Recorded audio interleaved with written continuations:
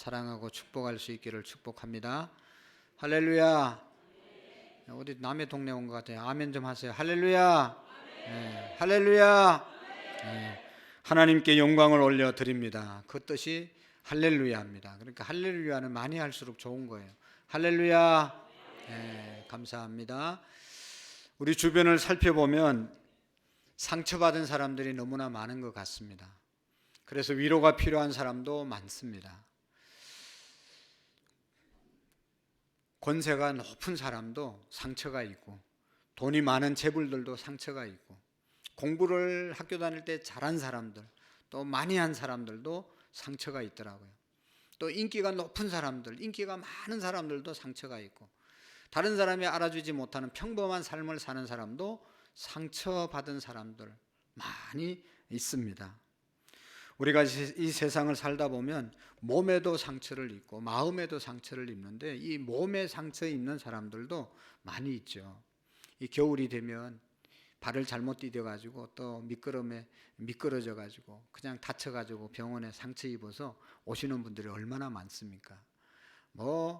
눈이 오면 미끄러져서 상처받고, 또 이렇게 운동하다가도 상처가 나가지고 또 치료받으러 오시는 분들도 있고, 회사 가서 일할 때도 얼마나 많은 상처를 받을 위협을 느끼면서 또 상처를 받으면서 일하는 경우가 많이 있습니다.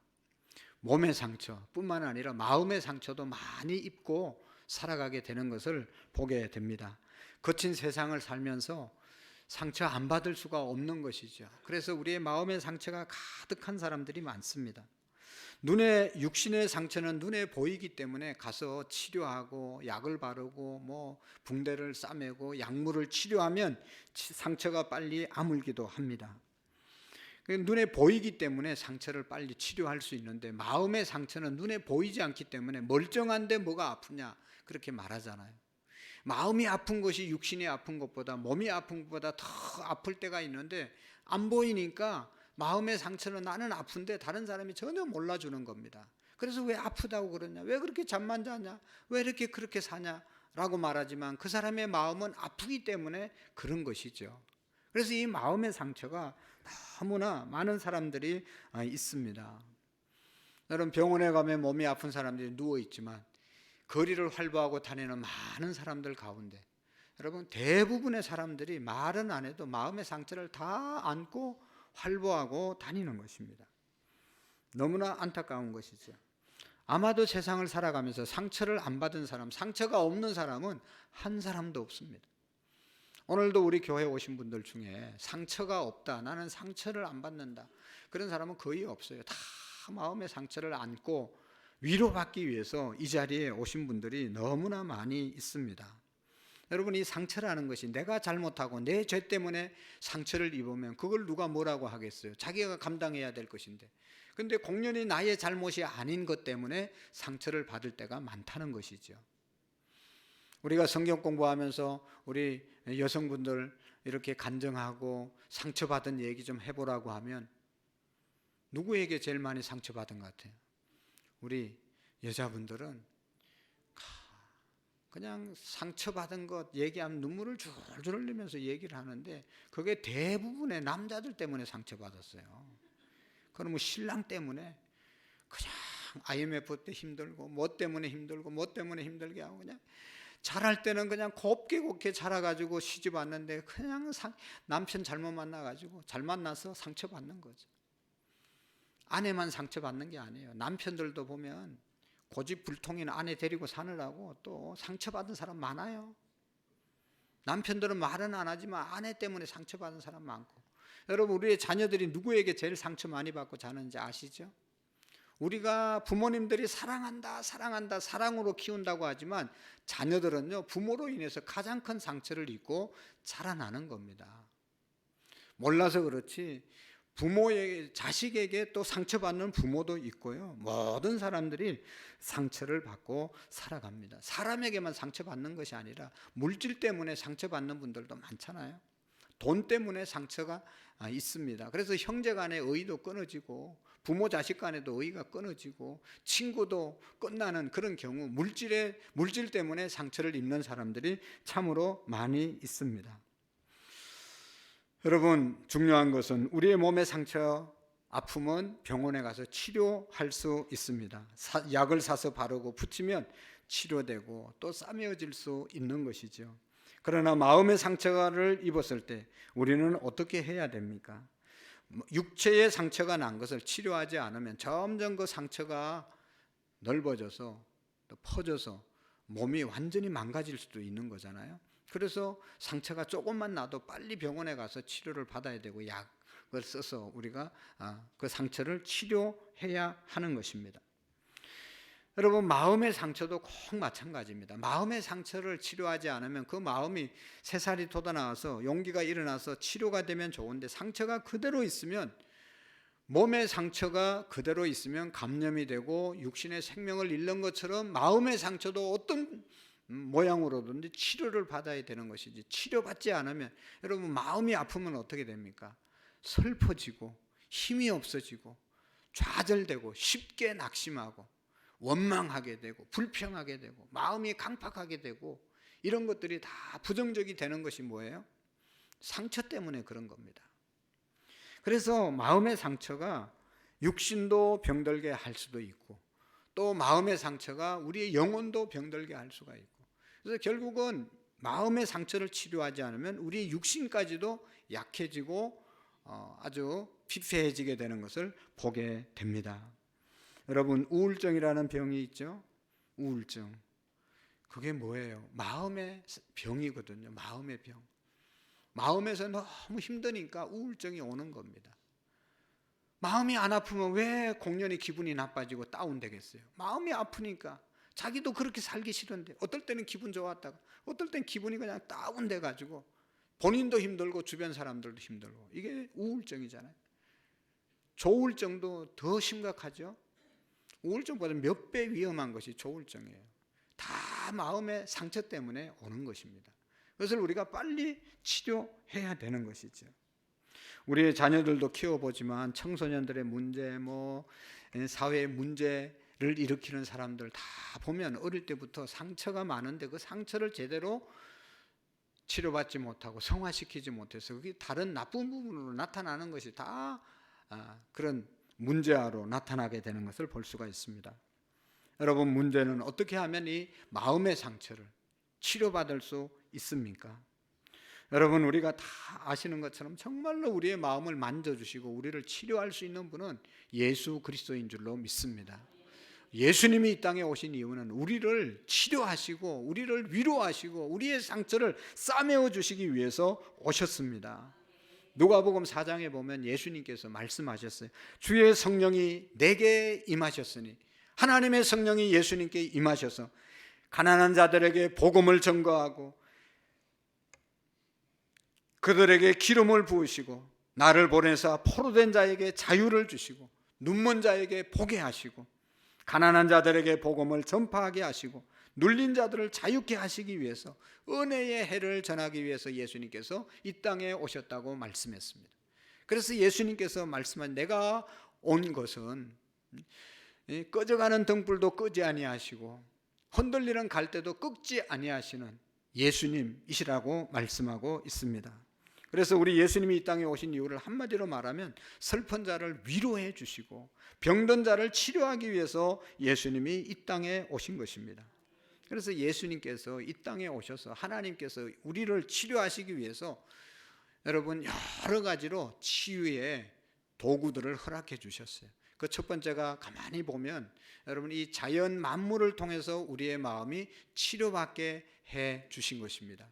그래서 여러분 자연을 보면서 마음의 힐링, 치유가 일어나는 경우가 얼마나 많은지 몰라요. 하나님께서 우주 만물을 다 창조하시고 아름답게 만드시고, 사실 우리 육신만 먹고 살라고 하면 육신만을 위해서면 햇빛만 있으면 되고 그냥 오곡백화만 있으면 됩니다. 먹고 사는데 필요한 것, 그것만 있으면 이 땅에 이렇게 아름다운 꽃이나 여러 가지 조화가 없어도 사는 데는 지장이 없어요. 근데 하나님께서 우리의 육신을 살리기 위해서 이 자연을 주셨을 뿐만 아니라 우리의 마음도 치료하기 위해서 이런 것들을 주셨다는 것을 우리가 알 수가 있습니다. 하나님께서는 육신만 우리에게 살게 하기 위해서 자연 만물을 주신 것이 아니라 우리의 마음도 넉넉하게 하기 위해서 하나님께서 이 자연 만물을 준비해 주신 것입니다. 생각해 보면 태양만 있으면 뭐 햇빛이 자라고 열매 맺고 그래서 우리가 먹고 사는데 별로 지장이 없어요. 그런데 하나님이 달빛도 주셨잖아요. 별빛도 주셨잖아요. 그것은 우리가 먹고 사는 것만 해결하는 것이 아니라, 육신만 해결하는 것이 아니라 영혼도 마음도 하나님이 치료하라고 자연 만물의 아름다운 조화를 우리에게 주신 것입니다. 오곡백과 그리고 야채만 있으면 우리가 먹고 사는데 지장이 없는데 꽃들도 주셨잖아요. 꽃 잘 키우는 사람 보고 꽃을 먹을 수 있냐, 뭐 어쩌냐, 뭐 왜 꽃을 저렇게 많이 키우냐 그러면, 여러분 다 먹고 살만하면 먹고 살만한 것으로 사는 게 아니에요. 그 다음엔 다른 게 또 있어요. 눈이 또 즐거워야 사는 것이고, 입이 즐거워해서 사는 것만이 아니에요. 눈도 즐거워야 되고, 만지는 것도 즐거워야 되고, 또 귀가 즐거워야 되기 때문에 막 가장 비싼 오디오 같은 걸 사가지고 요즘 뭐 하여튼 그 음악 하는 게 뭐예요? 그게 밥만 먹고 사는 것이 아니라는 것이죠. 밥만 먹으면 우리가 사는 게 아니에요. 그거는 옛날에 우리가 정말로 먹을 거 없을 때 하는 얘기고, 여러분 좀 먹고 살만하면 밥만 먹고 그냥 집에 가만히 앉아 있는 사람이 없어요. 다 어떻게 해요? 속된 말로 기어 나가잖아요. 다른 거 더 재미있는 거 찾으려고 나아가는 거예요. 하나님이 그것을 통해서 우리의 마음을 위로해 주신다는 것을 기억할 수 있기를 축복합니다.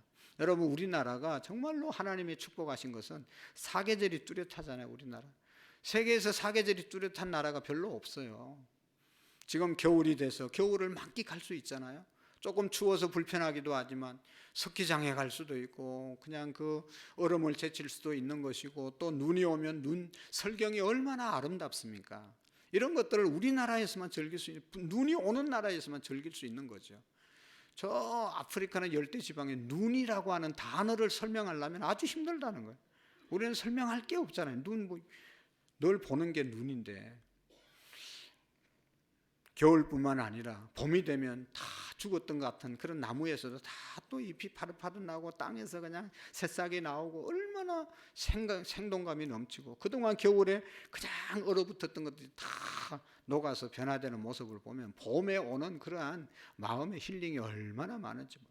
겨울에 추워서 아무것도 못했던 사람들이 봄이 되면 나와서 또 마음껏 즐기면서 마음의 위로를 받잖아요. 여름이 되면 어떻습니까? 그냥 잎이 너무너무 푸르고 생기가 반란해서 녹음이 짙은 것을 보면 우리의 마음도 풍성해지는 겁니다. 가을이 되면 아름다운 단풍이 들어가지고 너무너무 아름답잖아요. 저는 우리 교회 새가족실에 앉아있다 보면 봄, 여름, 가을, 겨울을 이렇게 마음껏 느끼면서 어디 갈 필요도 없어요. 너무 아름다워요.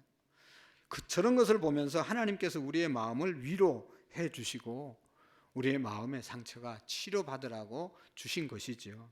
우리가 도시에 살수록 하늘을 바라보시고 또 더 자연을 바라보시고 우리의 마음에 여유와 평안이 있어질 수 있기를 축복합니다. 하나님께서 이 자연을 주신 것은 우리의 마음을 위로하고 치료하기 위해서 주셨기 때문에, 또 우리 그리스도인들의 하나의 사명이 있다면 이 자연을 잘 지켜야 될 필요가 있다. 그래서 하나님께서 우리에게 주신 자연을 정말로 잘 관리하는 것이 우리 그리스도인들의 아주 중요한 소명 중에 사명 중에 하나입니다. 자연을 우리가 잘 가꾸기 위해서 뭐 막 산에 가고 뭐 그러지 않아도, 여러분 쓰레기 분리 하나만 제대로 하는 것도 큰 자연을 보호하고 지키는 것입니다. 더울 때 에어컨 조금 덜 켜고, 추울 때 조금 원풍기 덜 켜고, 이게 전기를 우리가 조금만 전략하는 것도 이 자연을 잘 지켜나가는 그런 몸부림입니다. 어쨌든 하나님께서는 우리를 치료하시기 위해서, 위로하시기 위해서 이 자연을 주셨다는 것을 우리가 기억해야 합니다.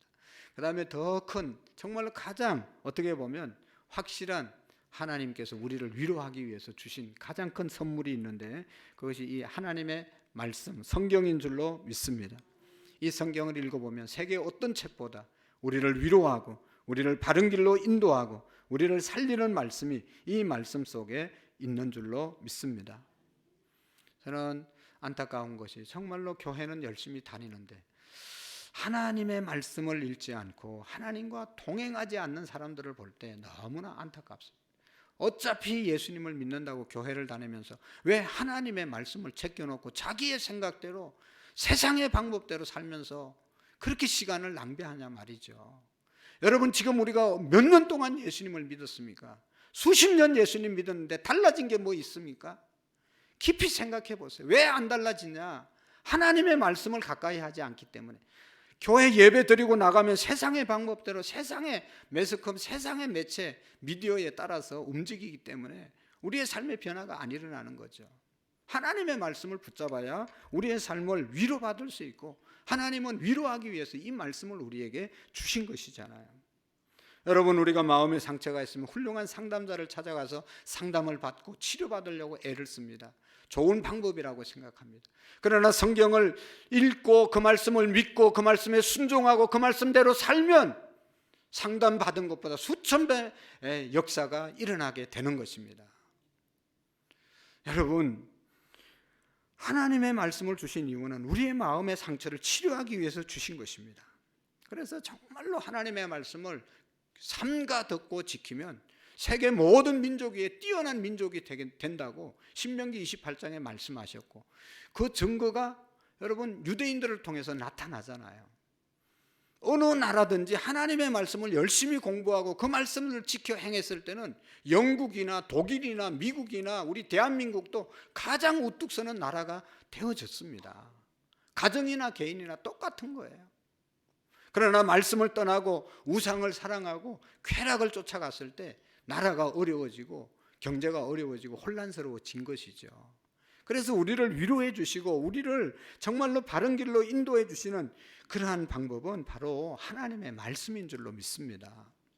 그래서 여러분, 우리가 말씀을 암송하자고 그러는데 여러분, 이 말씀이 어디에 나오는지 한번 생각해 보세요. 여러분, 속으로 대답해 보세요. 고난당하는 것이 내게 유익이라. 이로 말미암아 내가 주의 율례를 깨닫게 되었다. 어디에 나와요? 시편 119편 71절 말씀. 아니, 안 했어요. 이거 오늘 우리 오후에 해야 되는데. 집에 가셔가지고 여러분, 이게 계단에 붙어있는 우리 성경 구절인데 오늘 제1남성교회 때 우리가 암송 대회 하자고 그랬잖아요. 아직까지 못 읽어보신 분들은 계속 읽으셔서 암송하시고, 그 다음에 주일날마다 이번 주에는 고린도후서 1장 3절 말씀이 암송 구절입니다. 지난주에는 고린도전서 13장 13절이었어요. 그 첫 번째, 금년 첫 번째 주에는 로마서 12장 3절 말씀이었습니다. 꼭 암송하시고, 하나님의 말씀을 암송하려고 하면 힘듭니다. 왜냐하면 하나님의 말씀의 체질이 우리가 안 돼 있어요. 여러분, 하나님의 말씀대로 살려면 영적 전쟁에서 이겨야 하나님 말씀대로 살아낼 수 있어요. 우리가 삶의 방법이 다 있어요. 내 생각이 다 있어요. 그것을 깨트리고 하나님의 생각, 하나님의 말씀으로 살려면 전쟁을 치루어야 되는 겁니다. 그냥 외워지는 게 아니에요. 이를 악물고 이 말씀을 내가 외우겠다, 그래서 이 말씀대로 내가 살아가 보겠다라고 결심해야 이 말씀이 외워지는 겁니다. 그냥 건성으로 왔다 갔다 해서 뭔 변화가 있겠어요? 여러분, 사업하시는 분들이 새벽부터 밤늦게까지 얼마나 수고하시는지 아시죠? 그냥 대기업이 되고 그냥 큰 기업이 되는 게 아니에요. 직장에서도 인정받고 진급하려면, 여러분, 인정받으려면 그냥 회사만 왔다 갔다 해서 누가 인정을 해줘요? 남다른 애씀이 있어야 눈에 띄게 되고 회사를 정말로 사랑하는 것이 나타나지고, 그래서 인정받고 진급이 되는 것이죠. 건성으로 다니는 사람은 회사가 어려우면 잘리는 일순이라는 것을 여러분 기억해야 돼요. 제대로 해야 되는 거면 제대로. 그 중에 제일 제대로 해야 되는 것이 하나님의 말씀을 지켜 행하는 것입니다. 우리가 어떻게 살아가야 될지 모를 때 주의 말씀은 내 발의 등이요 내 길의 빛이니이다. 시편 119편 105절에 있는 말씀, 여러분 저기 다 붙여놨어요. 좀 보세요. 우리가 빛이 없고 어둠의 길을 걸어가니까 날마다 넘어지고 자빠지고 그래서 상처 입고 하는 것마다 안 되는 거잖아요. 밝은 빛 제대로 쫙 열린 길을 가면 얼마나 좋겠습니까? 그런데 하는 일마다 안 되는 분들이 있어요. 너무나 안타까운 거죠. 나의 도움이 천지를 지으신 여호와에게서로다. 시편 121편 2절의 말씀. 여러분, 하나님이 우리의 도움이 되시는 줄로 믿습니다. 여호와께서 너를 지켜 모든 환난을 면케하시고 또 내 영혼을 지키시리로다. 하나님이 지켜주심을 믿으시기를 바랍니다. 다른 거 다 여러분 못 암송하더라도 요한복음 3장 16절 하나님이 세상을 이처럼 사랑하사 독생자를 주셔 이를 저를 믿는 자마다 멸망하지 않고 영생을 얻게 하려 하심이라. 그리고 여러분 우리가 신앙생활하면서 하나님을 사랑하는 자 곧 그 뜻대로 부르심을 입은 자들에게는 모든 것이 합력하여 선을 이루느니라. 로마서 8장 28절의 말씀이에요. 여러분 우리가 하나님을 믿는데도 어려움이 있고 지금 힘든 일이 있는 것은 내가 하나님을 사랑하고 하나님이 나를 불러주셨다는 것을 믿으면 마지막이 모든 것이 합력하여 선을 이루실 줄로 믿으시기를 바랍니다. 절대로 잘못되지 않아요. 이 말씀을 믿고 나가면 오늘 염려와 걱정을 할 필요가 없는 것입니다. 여러분 우리가 살다 보면 낙심할 때도 있고 두려움이 있지만 하나님이 위로의 말씀을 주셨어요. 두려워하지 말라, 놀라지 말라, 내가 너와 함께 함이니라. 나는 내 하나님이 됨이니라. 내가 너를 굳세게 하리라. 참으로 내가 너를 도와주리라. 나의 의로운 오른손으로 너를 붙들리라고 말씀했어요. 하나님이 붙들어 주신다는데 이 말씀을 믿으면, 이 말씀이 여기에서 꽉 차 있으면 두려움이 있어도 여러분 놀라지 않고 두려워하지 않고 살아가게 되는 것이죠. 여러분 염려가 있으면 예수님 베드로 사도가 베드로전서 5장 7절의 말씀 너희 모든 염려를 주께 맡겨버리라. 그리하면 주께서 너희를 권고하시느니라. 하나님이 말씀하시고 도와주시고 이끌어 주신다고 말씀하셨어요. 이 말씀을 믿으면 내일 걱정거리, 내일 해결해야 될 문제 그것 때문에 힘들죠. 그러나 이 말씀을 계속 암송하면 그것을 하나님께 맡길 수 있는 믿음이 생기는 것이죠. 아무것도 염려하지 말고 모든 일에 기도와 간구로 너희 구할 것을 감사함으로 하나님께 아뢰라. 그래야만 그리스도 예수의 평강이 너희 마음과 생각을 지키신다고 말씀하셨어요.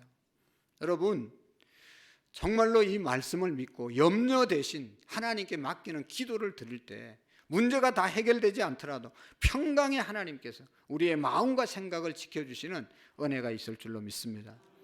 여러분 문제가 아니에요. 내 생각이, 내 마음이 안 지켜지기 때문에 문제잖아요. 아니 일어나지도 않는 일을 생각에 걱정하고 염려하고 근심하는 그런 경우가 얼마나 많습니까? 그러나 기도하면 그런 염려와 걱정의 생각을 하나님이 지켜주시는 것입니다. 믿음의 생각으로 다시 일어나게 될 줄로 믿습니다. 그러니까 여러분 하나님의 말씀이 우리를 위로해 주신다는 사실을 믿으시고 하나님의 말씀을 가까이 하시고 금년 한 해는 매주마다 주시는 암송의 구절을 꼭 암송하시려고 애쓰시고 안 됩니다. 잘 안 됩니다. 왜냐하면 우리가 너무 세속적인 사람들이거든요.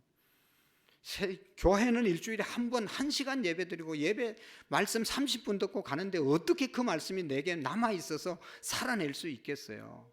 날마다 세상에 노출되어 있고 하나님의 말씀과 다른 세상을 살아가는데, 그러니까 우리가 열심히 영적 전쟁을 해서 말씀을 붙잡으려고 애써야 우리의 믿음을 지켜 나가는 줄로 믿습니다. 말씀을 하나님이 주신 것은 우리를 위로하기 위해서 주신 것입니다. 그리고 정말로 여러분 하나님께서 우리를 위로하시고 구원해 주시기 위해서 예수님을 우리에게 보내주셨습니다. 그래서 예수님은 위로의 메시아 왕이십니다. 예수 그리스도께서 세상에 오신 것은 상한 갈대를 꺾지 아니하시고 꺼져가는 등불을 끄지 아니하시고 늘 우리와 함께 하시기 위해서 오셨습니다. 여러분 우리 인간에게 있어서 가장 큰 두려움, 가장 큰 슬픔, 가장 큰 힘든 일이 뭔지 아시죠? 이게 뭘까요? 제일 힘든 것, 제일 마음 아픈 것, 제일 정말로 어려운 것, 그것은 죽음입니다. 죽음. 특별히 가족들의 죽음. 우리가 다 경험해 보셨잖아요. 여러분 이 죽음 믿는 사람이나 안 믿는 사람 어떤 사람이 더 두려워하겠어요? 통계에 의하면, 학자들에 의하면 하나님을 믿는 사람이나 안 믿는 사람이나 죽는다는 죽음 앞에 다 공포를 느낀다는 것, 다 두렵다는 겁니다. 여러분 우리는 다 죽는 거 아시죠? 잘 모르시나 보네. 다 죽어요. 근데 중요한 건 여러분 한번 맞춰보세요. 내가 죽는 날이 정해져 있을 것 같아요? 안 정해져 있을 것 같아요? 하나님이 정하신 것 같습니까? 안 정한 것 같습니까? 학자들의 말에 의하면 정해져 있다는 겁니다. 생각해봐도 모를 뿐이지 죽을 날이 정해져 있어요. 보세요 여러분, 죽겠다고 목을 매도 안 죽는 사람이 있어요. 죽어야 되겠다고 약을 먹어도 안 죽는 사람이 있어요. 그런데 살겠다고 그냥 손 하나 깜짝 안 하고 그냥 건강하게 살겠다고 그냥 온갖 몸에 좋은 거 먹고 그냥 자기 몸만 치장하던 사람도 사고 나서 죽어요. 아마도 어제도 연세 드신 분만 돌아가신 게 아니라 젊은 사람도 수없이 죽었을걸요. 사고 나서 죽고 불나서 죽고 병들어서 죽고, 나이 많다고 죽는 게 아니에요. 하나님께서 살으라고 한 그 시간 지나면, 그 시간만 되면 이제 가야 되는 거예요. 저도 언제 갈지 모르고 여러분들도 언제 갈지 하나님만 아시는 거예요. 그래서 여러분, 우리가 살라고 애쓰지만 죽을 날이 정해져 있음을 믿으시고 그때까지 보람 있게, 그때까지 건강하게, 그때까지 멋있게 살다 가는 거예요. 내일 가면 할렐루야 하고 가야 돼요. 하나님께서 그만큼만 살게 하셨기 때문에 그런 것입니다. 저희 어머니가 고대병원에서 심장 수술하고 돌아가셨는데요, 새벽기도 나오려고 할 때 전화가 왔어요. 병원에서 심폐소생술 하고 있는데 빨리 오세요. 그래서 심폐소생술 하지 마세요. 그리고 가서 어머니 돌아가신 거 보니까 너무 마음이 슬픈 거예요. 너무너무 슬픈 거예요. 그러고 있는데 친척 중에 어떤 우리 어른이 전화 와가지고, 얘야 너무 슬퍼하지 말라. 너의 어머니 생일이 오늘이다. 생일날 죽는 것은 명이 다해서 죽는다고 하더라. 그렇게 말씀하시는 거예요. 명이 다했는데 뭐 어떻게 살아요? 사고 때문에 죽는 게 아니고 병 때문에 죽는 게 아니고 명이 다해서 죽었다. 하나님이 오늘 우리 알지는 못하지만 죽을 날 다 정해놨어요. 그러니까 너무 살라고만 바닥바닥 하지 마시고 그날이 언젠지 우리가 알았으면 좋겠고, 모르면 그때까지 열심히 살다가 갈 때 할렐루야 하면서 가셔야 되는 겁니다. 안 가겠다고 아무리 발버둥 쳐도 간다니까요. 여러분 보세요. 여러분 다 가잖아요. 갈 때 나보다 먼저 가든지 늦게 가든지 그것 때문에 너무 슬퍼하지 마시고, 예수님께서도 그 너무 아프고 고통스러우니까 이 땅에 오셔서 죽은 자를 3번이나 살려주셨어요. 그렇게 친구로 사랑했던 나사로 죽었을 때 나사로 살려서 마르다와 마리아 그 누이 동생들 위로해 주셨고, 야이로의 딸을 살리셔서 그 부모님들을 위로해 주셨고, 그 다음에 또 누구예요? 나인성 가부의 아들 살려서 가부의 마음 위로해 주셨고, 너무너무 죽음이 고통스럽기 때문에 예수님께서 위로해 주신 것입니다. 그래서 예수님께서 그렇게 죽음에 대해서 보여주셨을 뿐만 아니라 자기도 죽고 다시 부활하셔서 우리가 가장 슬퍼하고 우리가 가장 힘든, 두려워하는 그 죽음을 극복하시는 방법을 보여주셨어요. 말씀만 하신 것이 아니라 예수님이 십자가에서 죽으시고 3일 만에 부활하셔서 나처럼 예수님 믿으면, 예수 생명으로 살면 죽음을 극복할 수 있다, 부활할 수 있다고 하는 사실을 보여주신 것입니다. 할렐루야. 이거보다 더 큰 축복과 은혜가 어디 있습니까? 세상에 어떤 종교가 죽음을 극복할 수 있는 종교가 어디 있습니까? 예수님께서 말씀했어요. 떠나가시기 전에 너희는 마음에 근심하지 말고 하나님을 믿으니 또 나를 믿어라. 내 아버지 집에 거할 곳이 많도다. 내가 가서 너희를 위하여 처소를 예비하면 내가 다시 와서 너희를 내게로 영접하여 너희도 나 있는 곳에 있게 하리라. 할렐루야. 언젠가는 우리가 이 땅을 떠나게 되는데 예수님이 먼저 가셔서 부활 성천하셔서 먼저 가신 그곳으로 우리를 인도하신다고 말씀하셨사오니 그 말씀을 믿을 때 우리에게 소망이 되고 죽음에 대한 극복을 하게 될 줄로 믿습니다. 내가 곧 길이요 진리요 생명이니 나로 말미암지 않고는 아버지께로 올 자가 없다고 말씀하셨습니다. 예수 생명으로 살다가 이 땅을 떠날 때 할렐루야 하며 나갈 수 있는 죽음을 극복하는 길, 예수님이 우리에게 알려주셨는데 그 위로를 우리가 받을 수 있기를 축복합니다. 나는 부활이요 생명이니 나를 믿는 자는 죽어도 살겠고 살아서 나를 믿는 자는 영원히 죽지 아니하리니 이것을 내가 믿느냐. 나사로의 무덤 앞에서 마르다와 마리아에게 예수님께서 말씀하신 것이죠. 부활되시고 생명되신 주님 우리가 붙잡고 살 때 이 세상의 가장 큰 고통과 두려움과 아픔인 죽음의 문제에 우리가 위로를 받게 될 줄로 믿습니다. 하나님의 성령께서 우리에게 위로하기 위해서 임재하십니다. 성령님을 다른 말로 보혜사라고 말하잖아요. 보혜사, 우리를 보호해 주시는 분, 위로자라는 그런 뜻입니다. 성령은 불로 우리가 많이 비유하는데, 불이 임하면 여러분 더러운 것들 다 태워버리는 겁니다. 옛날 과거 지저분한 거 다 불 속에 들어가면 다 태워 없어지는 것이 불입니다. 성령님이 우리의 가운데 임하면 온갖 더러운 죄, 잡다한 것들이 다 소멸되는 역사가 있습니다. 성령은 바람에 비유하잖아요. 여러분, 그 더울 때 바람이 샥 불면 얼마나 시원하고 마음의 기분이 좋습니까? 하나님의 성령이 우리 마음 가운데 늘 임재하는 사람은 그냥 그 시원한 바람이 부는 것처럼 그런 인생을 살아간다는 것이죠. 성령을 기름에 비유합니다. 기름은 옛날에 상처에 바르는 약으로 사용을 했잖아요. 성령님이 우리에게 임할 때 우리의 마음의 상처가 다 치료되는 은혜가 있을 줄로 믿습니다. 하나님의 성령께서 우리에게 임재하실 때 우리의 모든 상처가 치료되는 것이죠. 여러분, 하나님께서는 우리를 치료하기 위해서 온 자연 만물을 우리에게 주셨어요. 뿐만 아니라 하나님의 가장 큰 선물, 하나님의 말씀을 우리에게 주셨어요. 우리 교회에 어떤 집사님이 교회 다니다가 이제 저리로 이사 가신 아주 제가 개인적으로 존경하는 남자 집사님이 계십니다. 얼마나 인격이 성품이 좋은지, 어떻게 저렇게 사실 수 있을까? 그 중에 하나가, 그분이 너무 신앙생활을 잘해서, 그리고 또 어디서 제가 들은 것 같아요. 장로님이라고 그런 것 같아서 제가 만날 때 한 두어 번, 세 번 만났. 장로님 오셨냐고, 장로님 뭐 이러니까 어느 날은 딱 저 앞에 서가지고, 저 장로 아닙니다, 목사님, 집사예요, 집사. 딱 말씀하시는 거예요.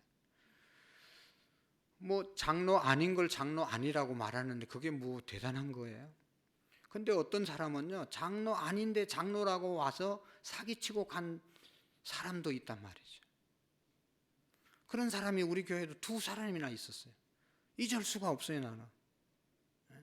장로가 아닌데 지가 장로래. 어디 장로가 좋은 건지는 어떻게 알았는지 어쨌는지. 하나님 앞에 회개하지 않으면 반드시 심판을 받습니다. 그래가지고 사기를 치고 갔어요. 성도들을 눈물 흘리게 하고 갔어요. 여러분, 우리가 그 집사님이 어떻게 그렇게 사람들이 뭐 아닌데 기라고 그러면 아니라고 부정할 사람들이 별 몇 명 없잖아요. 근데 자기는 딱 아닌 걸 딱 아니라고 얘기해요. 근데 이분은 제가 나중에 알고 보니까 성경을 몇 독을 하셨어요. 늘 성경을 읽는 거예요, 혼자. 그리고 붓글씨로 쓰시기도 하시고. 늘 말씀이 있으니까 아닌 거를 아니라고 말하고, 그냥 흘러나는 게 너무너무 훌륭한 성품이 나타나는 겁니다. 지금도 연세가 80이 훨씬 넘었는데 그냥 농사를 열심히 지셔가지고 거기서 나오는 채소 뭐 이런 거 그냥 목사님 가져가라고 가져와서 무료급식에도 쓰고 어디에도 쓰고 나눠주기도 하고, 자기는 농사 짓는 게 제일 좋대요. 얼마나 좋습니까, 여러분?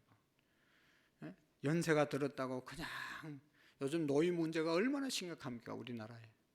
근데 이분은 성경 읽고 노동하시고 노동의 대가를 자기 출석하는 교회에 나누고 또 전에 다녔던 우리 교회까지도 가져가라고 그러고, 얼마나 귀한 인생을 사는지 몰라요.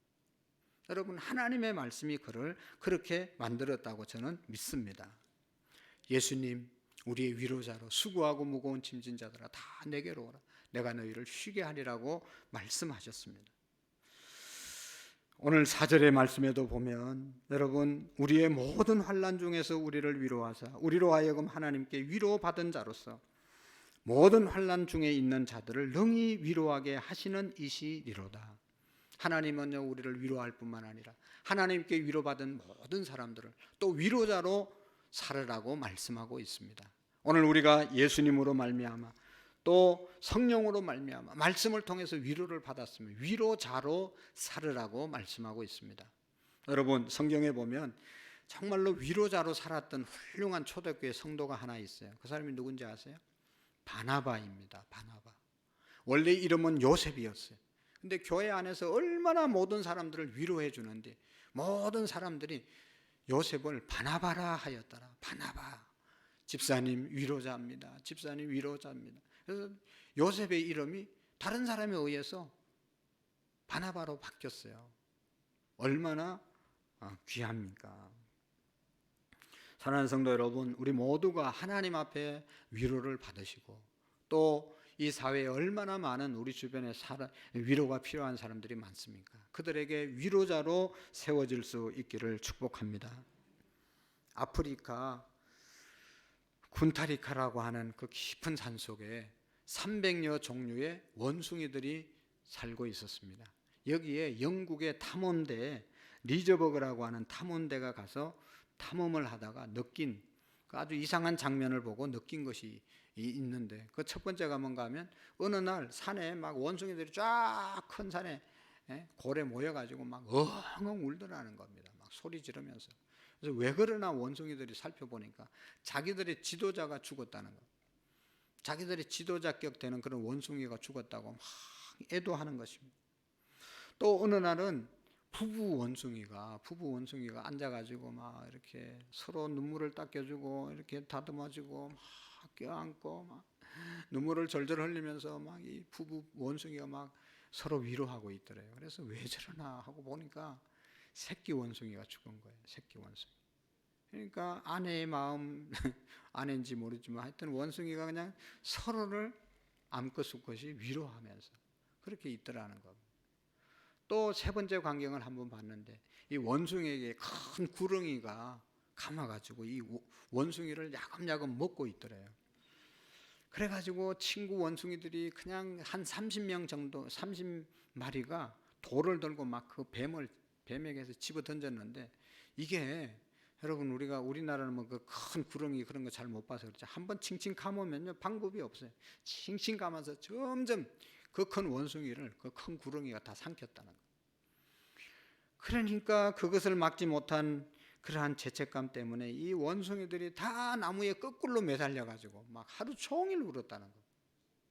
그래가지고 이 탐험대들은 위로할 사람을 위로해 주지 못하고 자기밖에 모르는 사람은 저 아프리카에 한 번씩 가가지고 저 원숭이들이 하는 거 보고 오라고 보내고 싶다고 하는 그런 말을 했습니다.